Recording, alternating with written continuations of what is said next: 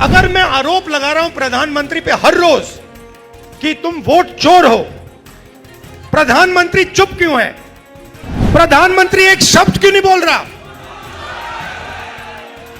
क्योंकि प्रधानमंत्री वोट चोर है और वो जानता है कि हमने उसको पकड़ लिया है।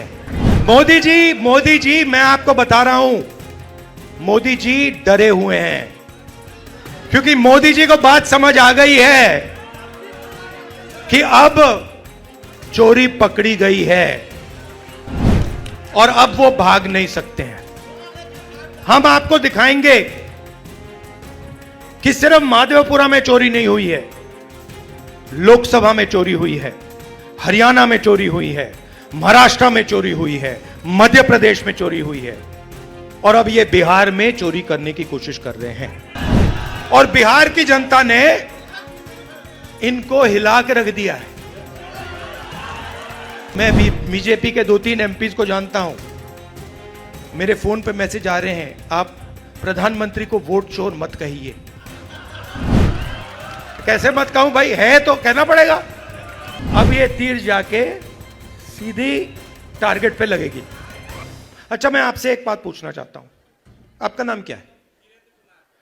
कुमार जी, अगर मैंने आपसे कहा कि आप चोर हो और अगर आपने चोरी नहीं की तो आप क्या करोगे? सबसे पहले आप कहोगे खबरदार तुम्हें मुझे चोर बुलाया, बोलोगे ना? ठीक है। अगर आपने चोरी की होती और मैंने कहा चोर हो तो आप चुप बैठोगे? क्यों नहीं बैठेगा? अगर चोरी की है और मैं कहूंगा चोरी की है, बिल्कुल चुप हो जाएगा, एक शब्द नहीं बोलेगा।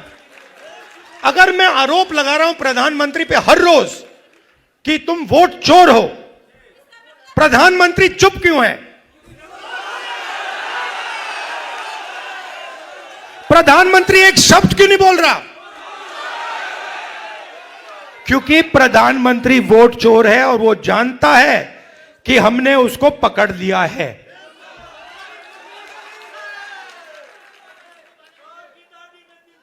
देखिए, मैं आपको एक बात बताता हूं। देखिए, हमारा जो काम है ना,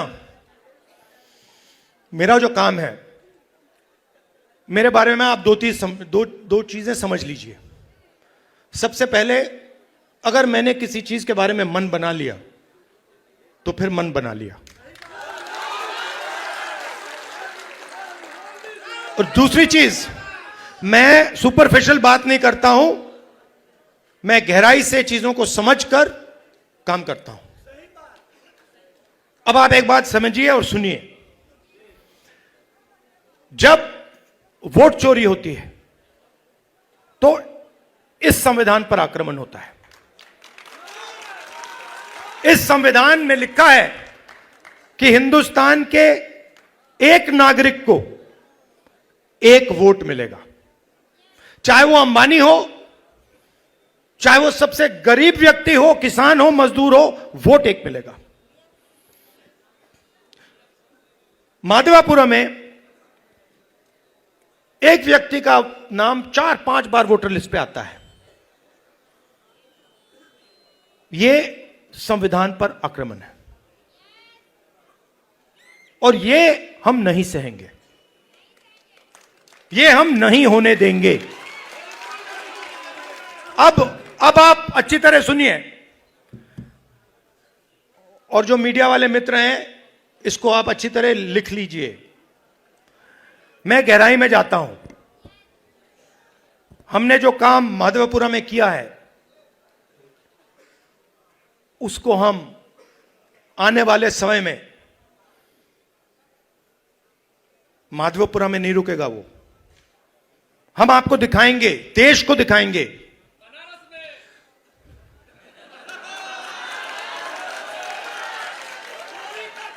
मोदी जी मैं आपको बता रहा हूं, मोदी जी डरे हुए हैं क्योंकि मोदी जी को बात समझ आ गई है कि अब चोरी पकड़ी गई है और अब वो भाग नहीं सकते हैं। हम आपको दिखाएंगे कि सिर्फ माधवपुरा में चोरी नहीं हुई है, लोकसभा में चोरी हुई है, हरियाणा में चोरी हुई है, महाराष्ट्र में चोरी हुई है, मध्य प्रदेश में चोरी हुई है, और अब ये बिहार में चोरी करने की कोशिश कर रहे हैं। और बिहार की जनता ने इनको हिला के रख दिया है, हिला के रख दिया है।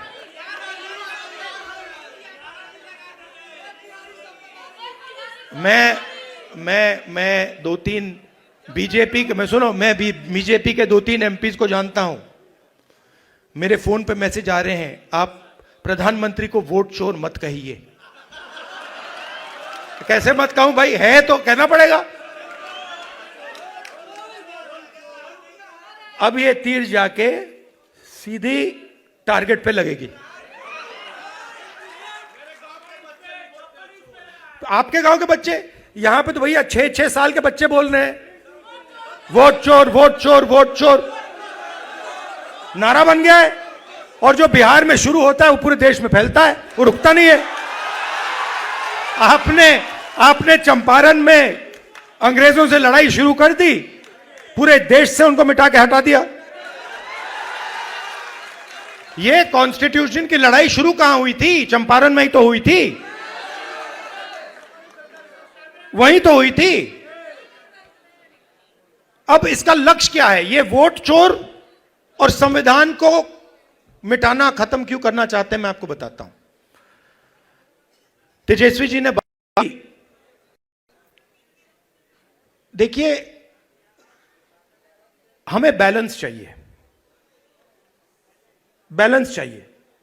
मतलब इस देश में अगर एक व्यक्ति को एक वोट मिलता है तो भागीदारी सबको मिलनी चाहिए। और जब हम हिंदुस्तान की संस्थाओं को देखते हैं, और इस बात को पहले मैं इतनी गहराई से नहीं समझता था जितनी आज मैं समझता हूं, जब हम हिंदुस्तान के इंस्टीट्यूशंस को, संस्थाओं को देखते हैं, और कोई भी इंस्टीट्यूशन चुन लो, कॉर्पोरेट इंडिया देख लो, ब्यूरोक्रेसी देख लो, जुडिशरी देख लो, मीडिया देख लो, बॉलीवुड देख लो, जहां भी आप देखोगे वहां पर आपको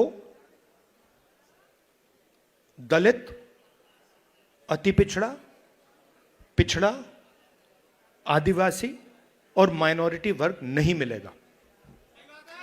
तेलंगाना में हमने जाति जनगणना किया, आप हैरान हो जाओगे। सारे के सारे जो गवर्नमेंट के कॉन्ट्रैक्ट हैं, छोटे से लेकर बड़े, उनमें कोई अति पिछड़ा नहीं है, कोई दलित नहीं, कोई आदिवासी नहीं, कोई पिछड़ा वर्ग का नहीं। आप राजनीति कैसे करोगे?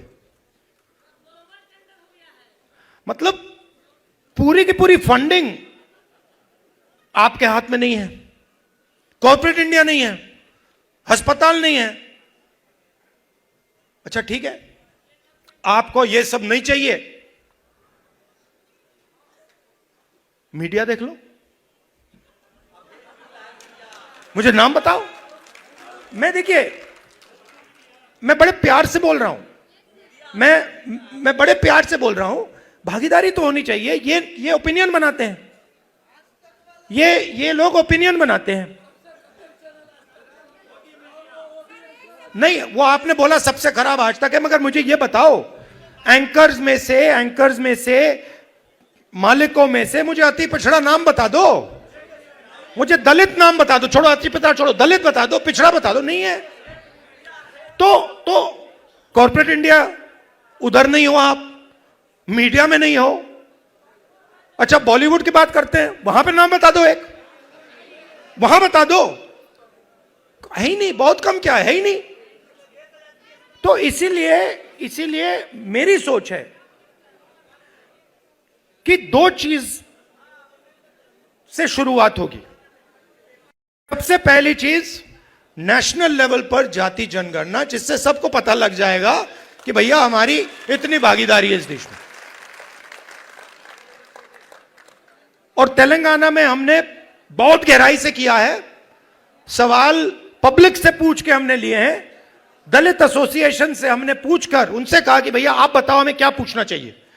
ईपीसी एसोसिएशन से हमने पूछकर भैया आप बताओ हमें सवाल कौन से पूछने चाहिए। तो एक सेकंड, दूसरी बात, जो ये 50% की दीवार है रिजर्वेशन की, मैं आपको गारंटी करके कह रहा हूं, इसको तो हम चूरा चूरा करके फेंक देंगे उठा के। और ये देखिए, ये पहले 2 कदम हैं। आप ये मत सोचिए कि इसके बाद हम बात छोड़ देंगे। ये जाति जनगणना से हमें एक विकास का एक नया मॉडल मिलेगा, वो शुरुआत होगी। मगर हमारा लक्ष्य है कि देश में बैलेंस होना चाहिए, सब लोगों को इस देश में जगह मिलनी चाहिए, कोई भी हो, अपर कास्ट हो, दलित हो, अति पिछड़ा हो, माइनॉरिटी हो, सबको जगह मिलनी चाहिए और सबकी इज्जत होनी चाहिए। और मोहब्बत की दुकान, मतलब नफरत नहीं, प्यार से, बिना नफरत, बिना हिंसा, सबको लेकर देश की जो पूरी शक्ति है,